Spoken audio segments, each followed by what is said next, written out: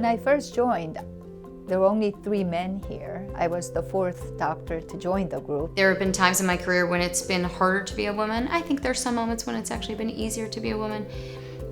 Like many things, it's really complicated. That didn't deter me.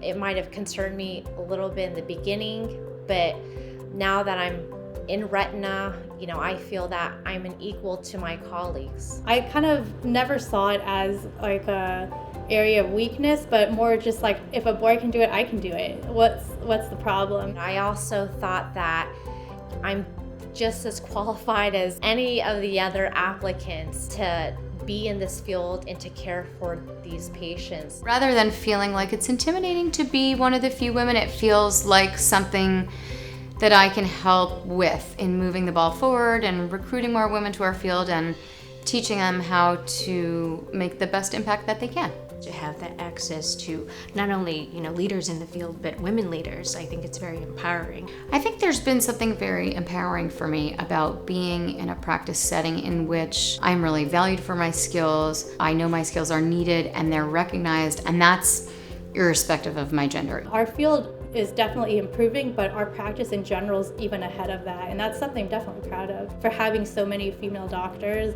and so many specialists too, like Dr. Larkin's our uveitis, Dr. Scheffler's our oncology, like they're even subspecializing within retina and doing it well. Although we're certainly still a small minority, that number is rising, not falling. I do know that more women are going into ophthalmology. About half my medical school class was women. My fellowship actually has the highest number of female fellows like ever in the entire United States. I think it's really neat to have more women in the field.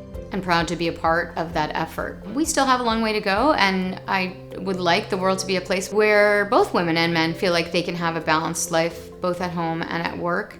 And we're definitely doing better. I remember meeting our physicians, and I felt that they were able to lead a well-balanced life. They had, their patient care responsibilities, they had families. Part of that effort, I think, is really connecting with each other and sharing strategies for how to navigate all these challenging issues. It's always nice to kind of form those relationships, because sometimes women do encounter problems that maybe men don't. Retina tends to be a subspecialty of ophthalmology in which there are longer hours and more years of training involved.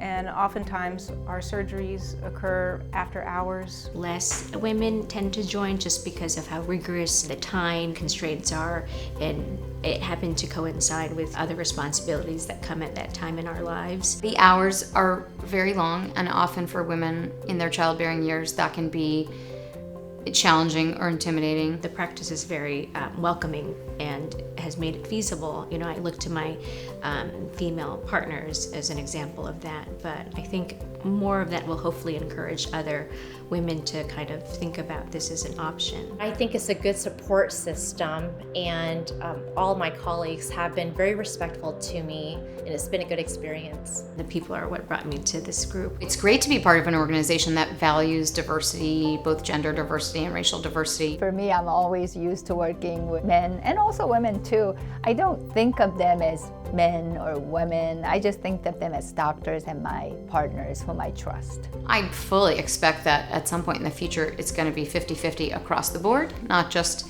in academics but in private practice, and that many of the challenges that the women in my generation have had to navigate will get easier and easier as time goes by.